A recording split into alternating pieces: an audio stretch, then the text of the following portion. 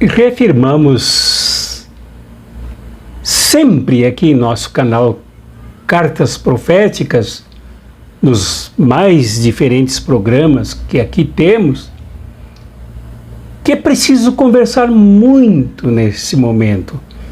Momento de crise, momento de transição, momento de confronto. Isso não se trata somente de palavras, de conceitos e de preconceitos, mas é realidade. E uma das realidades é quanto à verdade. O que é verdade sobre os fatos ou sobre um determinado fenômeno? É quando vários sujeitos observam, até aplicando metodologias diferentes, e sem combinar um com o outro, chegam ao mesmo resultado sobre o conhecimento do objeto pesquisado. Isto é verdade. Há uma universalização de coincidências que nos demonstram o objeto como ele é. Pois bem, num dos lugares onde a tirania, onde as mentiras, fake news, sobretudo o ódio que atormenta as pessoas, tanto por parte das que odeiam, como daquelas que são odiadas, atacadas, injuriadas, caluniadas e até ameaçadas, são as igrejas. E a verdade é que o que dizem nas igrejas, seus donos, seus pastores, suas pastoras, que são muitas vezes mais empresários e empresárias do que cuidadores das vidas das pessoas, principalmente em circunstâncias de crise, como o desemprego, como a saúde que ameaçou milhões de pessoas de serem tolhidas em suas vidas por ocasião da pandemia. E muitas delas foram, milhares foram, que não precisavam morrer. Desemprego, a falta de infraestrutura que expõe as pessoas aos riscos do clima, chuvas, tempestades, tombamento, queda de barreiras, montanhas, enfim. As crises se manifestam em situações destas. Então aí a verdade parece fugir. E os monstros criam as suas verdades para manipular as pessoas. E nós ouviremos algumas pessoas que mostram, sem combinar umas com as outras, qual é a verdade. A primeira pessoa que escutaremos aqui agora, e numa hora de conversa como essa, nós devemos exercitar os sentidos. Um deles, o da fala, que degusta, que expressa pensamentos, sentimentos, e outro deles é o da escuta. Eita, exercíciozinho difícil de fazer, o de escutar os outros, no que exatamente os outros dizem, e não como nós gostaríamos que os outros dissessem, o que aquilo que dissessem fosse exatamente o que nós achamos que disseram. Então, escutemos uns aos outros, escutemos-nos uns aos outros para entendermos a verdade que aí está nestas eleições de 2022. A primeira pessoa que escutaremos aqui é insuspeita. É um pastor da Assembleia de Deus. Digamos o nome dele, pastor da Assembleia de Deus de Belém, no ministério pastoral dele em São Paulo. Escutemos o que ele diz. Meus amados, que a paz do Senhor Jesus Cristo esteja convosco. Eu sou o vosso irmão em Cristo, Gilmar Almeida. Estou na Assembleia de Deus, no Ministério do Belém, São Paulo, há 33 anos. E tem algo muito sério para falar contigo, meu irmão, minha irmã, evangélicos e evangélicas. Foram dois candidatos agora para o segundo turno, Lula e Bolsonaro. Um é diabólico, um é das trevas, um é um anticristo e o outro é da paz, é do amor, é da generosidade, é do acolhimento, é do repartir, do socorrer o pobre. Mas, irmãos, como é que eu vou perceber quem é do anticristo, quem é das trevas, quem é do mal? Como é que eu vou perceber entre os dois, Bolsonaro ou Lula? É simples, meu irmão. Vamos ver o que Paulo diz daquele que é anticristo, daquele que é diabólico. Primeira característica, vamos ver. Paulo diz, olha, não é de admirar, porque o próprio Satanás se transforma em anjo de luz. O próprio diabo se transfigura, se traveste em luz e anjo de luz. Para quê? Para enganar, para seduzir. Então, vamos ver mais o que Mateus fala sobre o homem do mal, o anticristo, o ser perverso, o homem diabólico. Diz o seguinte, 24, versículo 5, porque muitos virão em meu nome, diz o Senhor Jesus. Essa é a característica do político diabólico e perverso. Vir em nome de Deus, em nome da família, em nome da moralidade. Por quê? Porque, meu irmão, o diabo nunca vai vir em nome dele, dizendo eu sou o diabo, eu tenho um pacto, estou com fulano de tal, esse é meu candidato, eu sou das trevas. Não, meu irmão, senão ele não consegue seduzir ninguém. O Lula não é candidato do diabo, não pode ser nunca. Por quê? Porque o Lula vem no próprio nome dele. É Luiz Inácio Lula da Silva, um político que luta pelo pobre, defende o pobre, o favelado, a periferia. Ele vem em nome dele mesmo. Mas qual é que vem em nome de Deus, no nome da família? Deus acima de tudo. O anticristo, o perverso, o homem da desolação, o Bolsonaro. Isso é muito sério, meu irmão. Isso é muito sério, minha irmã. Você está sendo seduzido. Milhões de evangélicos sendo arrastados para a morte, para a destruição, para o abismo. E pensando que está indo no caminho da luz. Não, ele fala em Deus. Mas é lógico, o anticristo vai falar em Deus. Ah, não, ele fala que foi enviado de Deus. É lógico, o próprio Jesus disse, eles virão no meu nome e enganarão a muitos. Cuidado, fique atento. E a outra pessoa que escutaremos aqui, carregada de resistência, é uma trabalhadora, é uma mulher, e pelo que ela diz, é pobre, que foi abandonada por sua igreja, por seu pastor. Ela até nomina o seu pastor aqui, o tal de seu Elias, que na hora da pandemia a deixou com seu marido completamente abandonada, inclusive sem alimentação, e que agora tenta obrigar as pessoas a votarem em Jair Bolsonaro. Escutemos o que ela diz, esta mulher trabalhadora, demonstrando a sua dignidade apesar da sua pobreza, apesar do seu marido doente e cego, apesar de todas as ameaças. Esta mulher mostra a robustez das raízes da sua fé, de alguém que não segue um pastor, que não se salvou, segundo as suas palavras, por um pastor, mas por Jesus, a quem ela de fato segue. Pois é, pastor, eu respondi desse jeito porque vocês acham na obrigação de botar no grupo para as pessoas votar em quem vocês querem. E eu só disse que eu voto em quem eu quero e eu não sou crente em pastor, porque eu não sou mesmo. Eu sou crente em Jesus. No dia que eu fui aceitar, eu aceitei foi Jesus como meu salvador, não foi pastor como salvador. E eu obedeço sim o pastor, obedeço Jesus, eu ando do jeito que crente é para andar. Agora, se vocês quiserem me condenar, pode condenar. Se quiser proibir de eu ir para a igreja, pode proibir, que vocês é que sabem. Agora, só que eu não vou deixar de votar no 13 para votar no 22, porque o pastor quer. Porque no tempo que o sobrinho dele entrou aí, ele chamou a igreja toda, eu estava presente.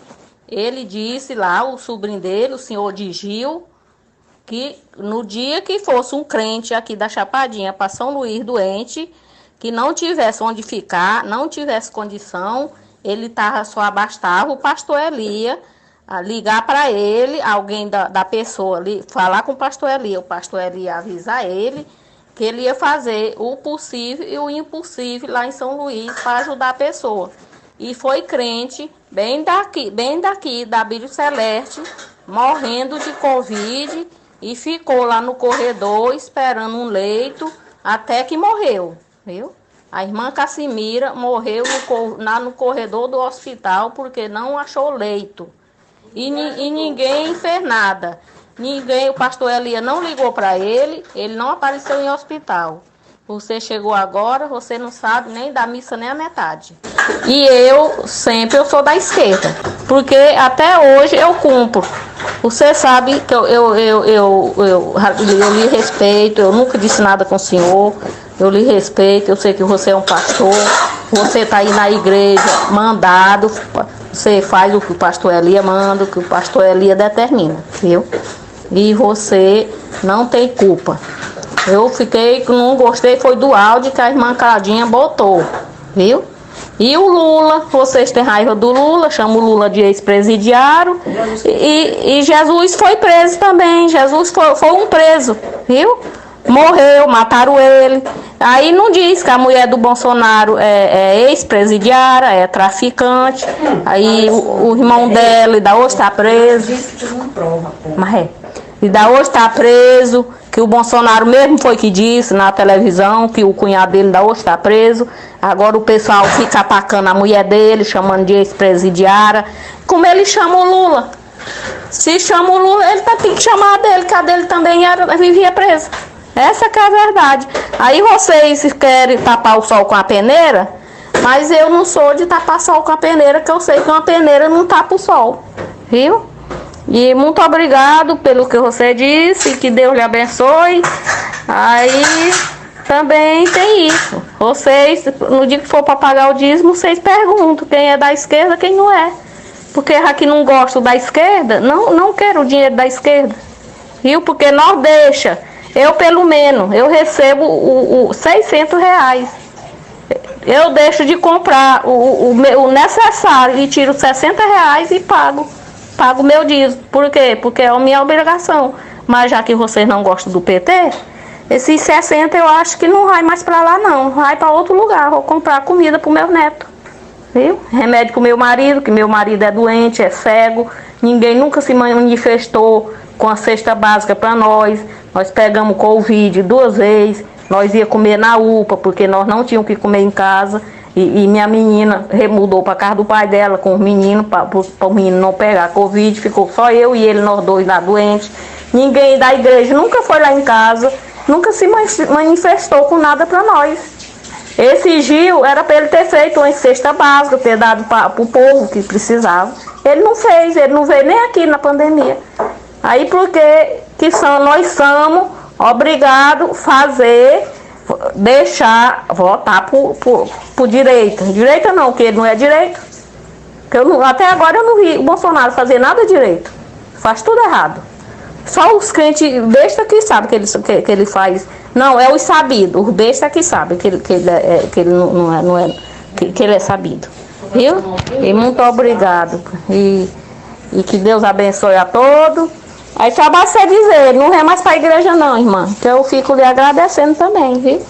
Que aí eu não sou crente na igreja não. Na minha casa eu posso ser crente. E a outra pessoa que escutaremos agora é igualmente uma pessoa insuspeita na sua fé, que é a missionária Marina Silva, que fez um discurso com vistas ao primeiro turno, mas que vale para agora, pelo conteúdo florestal, ecológico da sua exemplificação, da sua ilustração, mas sobretudo pela percepção da verdade, bem ao contrário do que o tal de seu Elias, pastor dessa nossa irmã, que falou antes, diz e obriga tiranicamente a sua congregação, aos membros da sua igreja, a fazerem, a votarem no capiroto. Eu já critiquei Marina Silva aqui. Quando ela fez aliança com Aécio Neves, eu a critiquei duramente, mas critiquei a sua prática, critiquei o conteúdo da sua aliança, critiquei o desastre ético do que ela fazia naquela oportunidade. Mas uma vez que ela acertou os ponteiros com a história retomando a sua origem, isso é muito claro aqui na sua fala. O quanto Marina Silva retoma a sua origem, indo ao encontro de Chico Mendes, indo ao encontro das florestas, indo ao encontro dos rios na Amazônia. Marina Silva parece ser tomada pelo espírito amazônico e agora fala a verdade, como evangélica, como cristã, como alguém que, a partir da sua fé, adere ao caminho justo e correto contra todas as mentiras, contra todas as fake news, contra todas as calúnias e injúrias que descem como a Covid-19 ameaçando as vidas das pessoas. O mandamento máximo de Jesus é o mandamento do amor. Até isso está sendo transgredido. E naquele ato, há 40 anos atrás, presidente Lula, o Chico Mendes disse uma frase que o senhor repetiu: chegou a hora da onça beber água. E o Lula repetiu a frase e foi enquadrado em Lei de Segurança Nacional. Ele e o companheiro Chico Mendes. Agora, 40 anos depois, nós vamos dizer de novo: chegou a hora da onça beber água. E quando a bichana desce para beber água, tudo faz silêncio na floresta. E a bichana que desce agora para beber água, e nós refletimos sobre os seus passos lentos, ágeis e seguros, é a nossa democracia, é a força do povo que vai enquadrar o Bolsonaro para que ele nunca mais pise nos nossos direitos, para que ele nunca mais nos devolva para o mapa da fome, para que ele nunca mais destrua as nossas florestas. O destino do Brasil é ser um país próspero, justo e sustentável. Viva o povo brasileiro! Lula, presidente do Brasil! Chegou a hora da onça beber água! E finalmente ouviremos o ex-presidente Lula e esperamos o próximo presidente da República, reunindo todo o país, todas as correntes, com toda a nossa diversidade econômica, política, social, cultural, religiosa, enfim, para resgatar esse país do afundamento em que ele se encontra, do risco de se espatifar no fundo do abismo. Lula repõe a verdade e até fala no Deus que ele segue como cristão, que não é o Deus do ódio, não é o Deus da tirania, não é o Deus da perseguição, não é o Deus da mentira. Escutemos o testemunho de Lula, que é bem o contrário das mentiras que dizem quando falam que ele fechará igrejas. Ora, quem fez pelas igrejas o que Lula fez e o que fará, jamais fechará igrejas. E dizem que eu não sou cristão. Veja que absurdo. Quem criou a lei de liberdade religiosa foi eu, em 2003. Quem criou o dia do evangelho fui eu. Quem fez a lei da marcha com Jesus fui eu. O meu Deus é o Deus da verdade, é o Deus do amor, não é o Deus do ódio, é o Deus do carinho, é o Deus. Conversemos uns com os outros, compartilhemos com toda a serenidade e respeito ao outro, aos outros, o que sentimos, até mesmo os nossos medos, as nossas inseguranças, mas sobretudo as nossas esperanças, e humildemente reconheçamos se erramos a nossa vontade de acertar e de contar com as pessoas que podem nos ajudar. Enquanto isto, abraços proféticos e revolucionários.